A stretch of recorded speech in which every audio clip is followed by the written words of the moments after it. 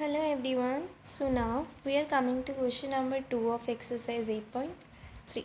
That is Kamla borrowed rupees 26,400 from a bank to buy a scooter at a rate of 15% P dot A dot. What is this? This is per annum. Okay. Compounded yearly.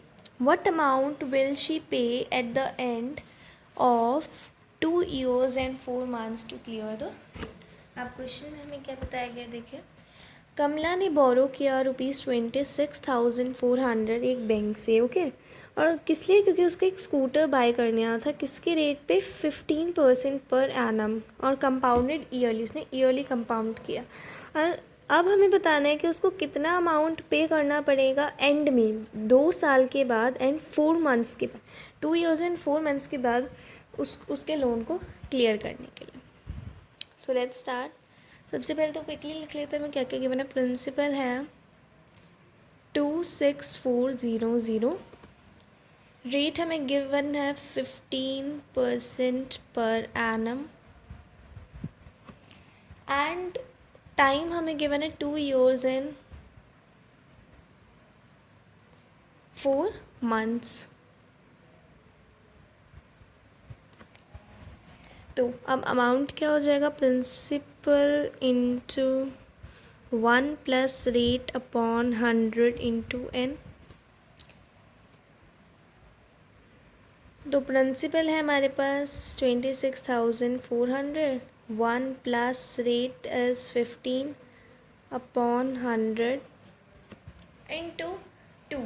अब जैसे हमने first question में भी एक part में किया था, हम 2 years का तो अलग से फाइंड आउट कर लेते हैं, 4 months का हम अलग से सिंपल इंटरेस्ट से फाइंड आउट कर लेंगे, ओके। सो अभी मैं 2 years का फाइंड आउट कर रही हूँ। फिर अमाउंट क्या हो जाएगा? 26400 इंटू 115 अपॉन 100, और इसको मैं 2 बार लिखूँगी क्योंकि इट्स 2 years। फिर जब मैं इसको पूरा सॉल्व कर लूँगी तो मेरे पास अमाउंट आएगा 34914। इसको पूरा सॉल्व करने के बाद मेरे पास ये अमाउंट आ जाएगा, ओके। अब ये तो हो गया 2 years का। अब मुझे क्या फाइंड आउट करना है? मुझे 4 months का फाइंड आउट करना है। सो सबसे पहले तो कर लेते हैं 4/12, क्योंकि एक साल में से हम कर रहे हैं, तो ये हो जाएगा 1/3 years।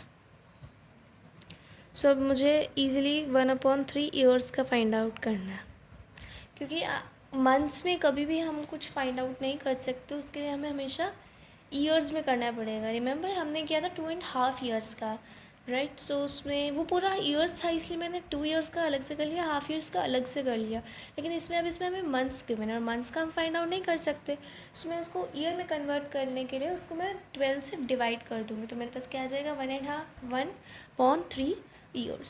सो अब हम easily simple interest find out कर सकते हैं। Principal into rate to time upon 100।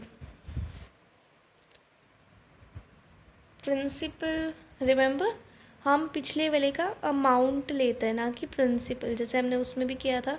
जो मेरा 2 years का है, मैं उसका अमाउंट को प्रिंसिपल कंसीडर करूँगी इसमें। 215 rate, 1/3 will be the year, 100 into 3। फिर जब मैं इस पूरे को सॉल्व कर देती हूँ, अभी मैं यहाँ पे सॉल्व भी कर रही हूँ, अगर आपको कोई भी दिक्कत हो तो मैंने इसके लिए अलग से वीडियोस बना रखी हैं, तो आप वो जाके देख सकते हो। 1 तो सिंपल इंटरेस्ट आ जाएगा जब मैं इसको सॉल्व कर लूँगी, 1745.70, जो हो जाएगा 1745.70। तब इन्होंने टोटल अमाउंट पूछा था कि कितना अमाउंट देना पड़ेगा कमला को, तो कमला को अमाउंट इतने, कमला को 2 years एंड 4 months के बाद अमाउंट देना पड़ेगा। इसको हम ऐड कर देंगे, 34914 प्लस 11745.70। सो कमला को रुपीज़ 300 देने पड़ेंगे, 36,659.70 रुपीज़ देने पड़ेंगे अपने लोन को क्लियर करने में.